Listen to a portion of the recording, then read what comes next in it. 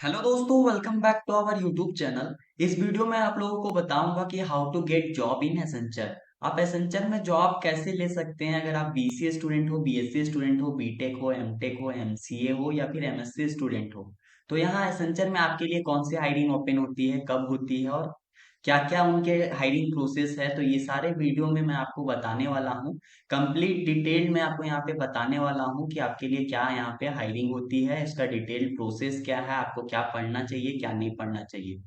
तो अगर अभी तक आपने इस चैनल को सब्सक्राइब नहीं किया है तो चैनल को सब्सक्राइब कर ले, ये काफी आपके लिए हेल्पफुल हो सकता है। इस चैनल पे आपको यहाँ पे प्लेसमेंट रिलेटेड वीडियोस देखने के लिए मिलेंगे कि आप कैसे यहाँ पे प्लेसमेंट ले सकते हैं किसी भी सर्विस बेस्ड या फिर प्रोडक्ट बेस्ड कंपनी में।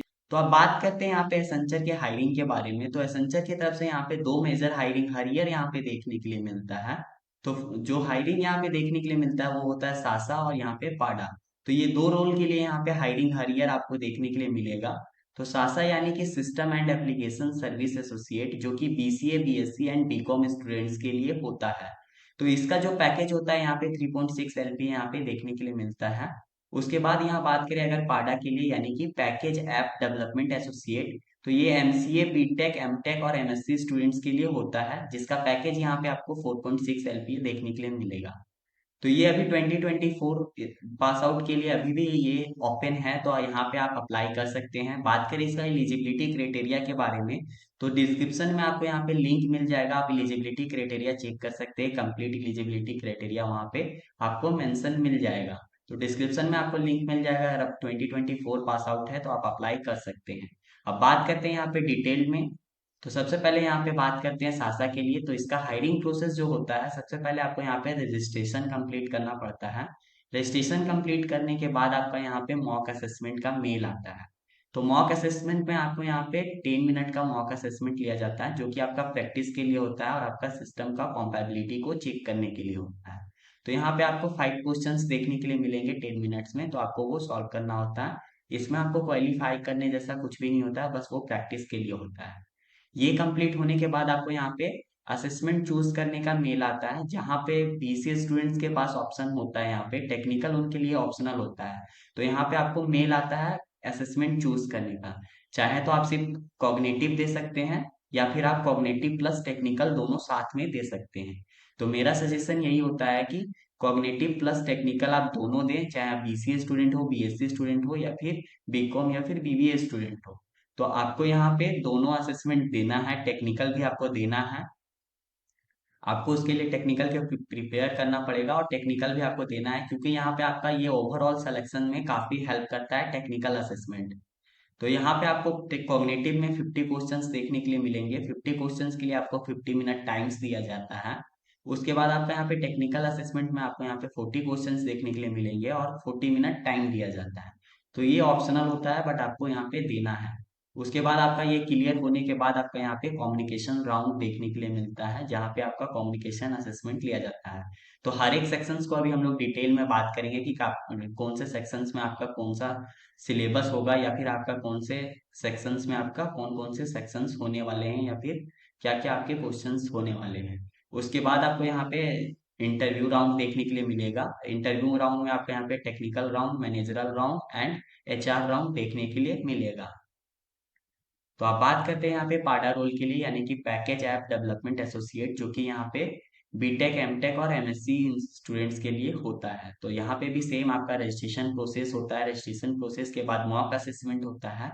मॉक असेसमेंट के बाद आपका यहाँ पे कोई भी ऑप्शनल यहाँ पे देखने के लिए नहीं मिलता है, सीधा आपका यहाँ पे असेसमेंट का मेल आएगा। तो असेसमेंट में आपको यहाँ पे कॉग्निटिव प्लस टेक्निकल देखने के लिए मिलेगा। सेम आपको यहाँ पे 50 क्वेश्चंस में 50 मिनट्स, 40 क्वेश्चंस में 40 मिनट्स देखने के लिए मिलेंगे। उसके बाद यहाँ पे आपका एक और सेक्शंस देखने के लिए मिलेगा। जब ये आप क्वालिफाई कर लेंगे तो यहाँ पे आपका एक असेसमेंट और ऐड हो जाता है, जिसमें कि आपका यहाँ पे कोडिंग असेसमेंट लिया जाता है। तो कोडिंग असेसमेंट में आपको यहाँ पे दो क्वेश्चंस देखने के लिए मिलेंगे। दोनों क्वेश्चंस को आपको यहाँ पे सॉल्व करना होता है। सारा ये क्वेश्चन सेक्शंस जो है मैंडेटरी होता है, आप किसी को भी स्किप नहीं कर सकते। उसके बाद आपका यहाँ पे कम्युनिकेशन असेसमेंट होगा। उसके बाद आपका यहाँ पे इंटरव्यू राउंड होगा। तो अब बात कर लेते हैं हर एक सेक्शंस को डिटेल में। तो सबसे पहला सेक्शन जो हमको देखने के लिए मिलता है यहाँ पे कॉग्निटिव असेसमेंट का सेक्शन यहाँ पे देखने के लिए मिलता है। तो आपको कॉग्निटिव में यहाँ पे मैथ्स या फिर न्यूमेरिकल क्वांटिटेटिव कुछ भी आपको यहाँ पे देखने के लिए नहीं मिलता है।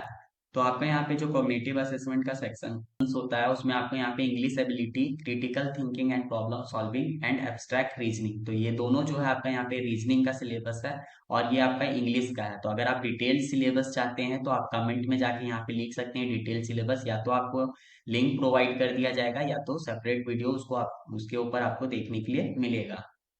तो यहाँ आपको कॉग्निटिव में 50 क्वेश्चंस 50 मिनट्स देखने के लिए मिलेंगे। ये आपका यहाँ पे सिलेबस होने वाला है। डिटेल सिलेबस के लिए आप कमेंट कर सकते हैं। बात करें यहाँ पे टेक्निकल असेसमेंट का, तो टेक्निकल असेसमेंट में आपको 3 सेक्शंस देखने के लिए मिलेंगे। 3 सेक्शंस में सबसे पहला आपको जो सेक्शंस होता है common application and MS office, तो ये इससे आपको यहाँ पे क्वेश्चंस देखने के लिए मिलते हैं। अप्रॉक्स 10 क्वेश्चंस रहते हैं।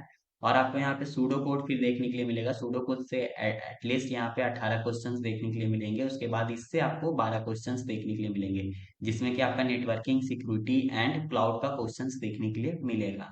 उसके बाद यहाँ पे बात करें कोडिंग असेसमेंट का, तो बीसीए बीएससी स्टूडेंट्स के लिए कोडिंग असेसमेंट नहीं होता है। ये सिर्फ पार्डर रोल के लिए है, बीटेक स्टूडेंट, एमसीए स्टूडेंट्स के लिए है।